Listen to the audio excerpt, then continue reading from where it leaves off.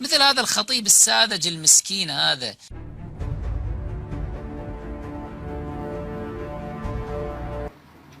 أقل شيء راح أقول أن الوائلي فاسق فاسق.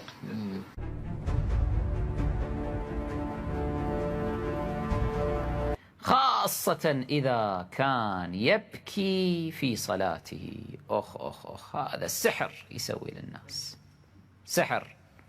شايفين فرد واحد هالك قبل كم سنة من يصلي طول الصلاة شنو؟ وصلة نحيب وبكاء، مو هالشكل؟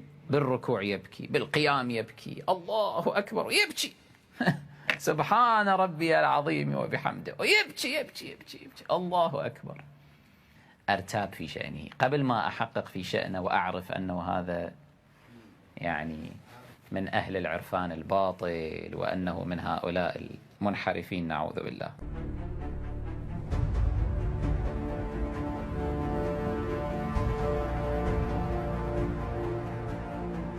بالنسبة إلى محمد باقر الصدر، يا أخي المنهاج قائم، منهاجه قائم على أسس انحرافية. آخر كلمة لمحمد باقر الصدر قبل أن يقابل الله، نعوذ بالله من سوء العاقبة. سواء كتبه في الأصول، كتبه في الفقه، كتبه في حتى هذا فلسفتنا، حتى اقتصادنا. تصدق حتى كتاب اقتصادنا مشوب بأشياء كثيرة.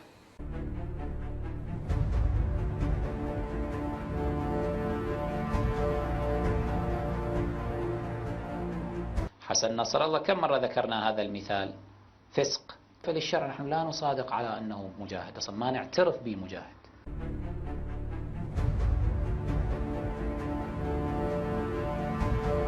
وبالله عليكم علي خامنئي إمام جائر أم إمام عادل؟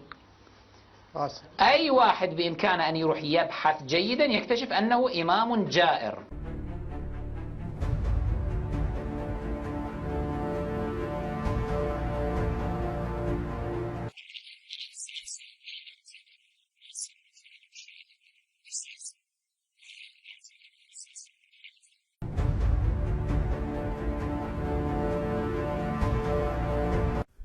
وفتوى تصدر بمثل هذه اللغة الجارحة، من أنه لما لا أجد مثل هذا اللسان الطويل وهذه الجرأة في الإفتاء، أما لا يجيب، لا يجسر على أن يجيب أو يجرؤ على أن يجيب. وتلك من علائم ماذا؟ السفاهة. ونخوفكم شوية حتى بعدين تتأدبون وما تصدرون فتوى. ما شفنا فتوى سيستانية ولا غيرها، ما رأينا. هذه فتوى بعيدة عن الحكمة، بعيدة تماما عن الحكمة، ولا بد أن تسحب.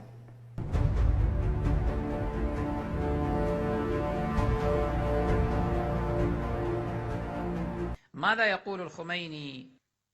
إذا لم يكن هذا زندقة وكفرا وانحرافا فأي شيء هو الكفر والانحراف؟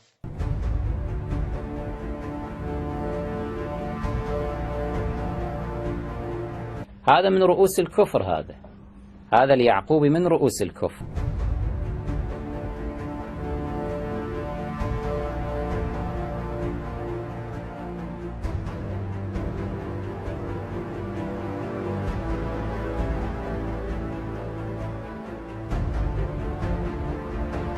مقتدى يطب مرض مو مشكلة، هذا طفل ما يفتهم، سفيه لابد يحجر عليه.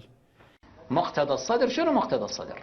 خرج عن التشيع أصلا، مقتدى خارج عن التشيع. مقتدى شنو يطلع مقتدى؟ مجاهد على شنو مجاهد؟ طفل صغير جاهل ما يعرف كوعة من بوعة، وجعلوه السيد القائد. الأيام مش قد عندنا سادة قادة، الله يحفظهم جميعا.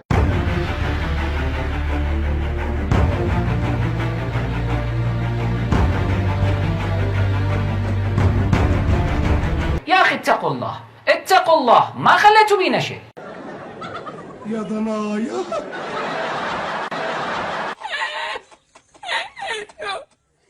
Si no le ayuda a la fábrica, el camión no está. Estuve daba mi saco me cayó al suelo. يا أخي اتقوا الله، اتقوا الله، ما خليتوا بينا شيء.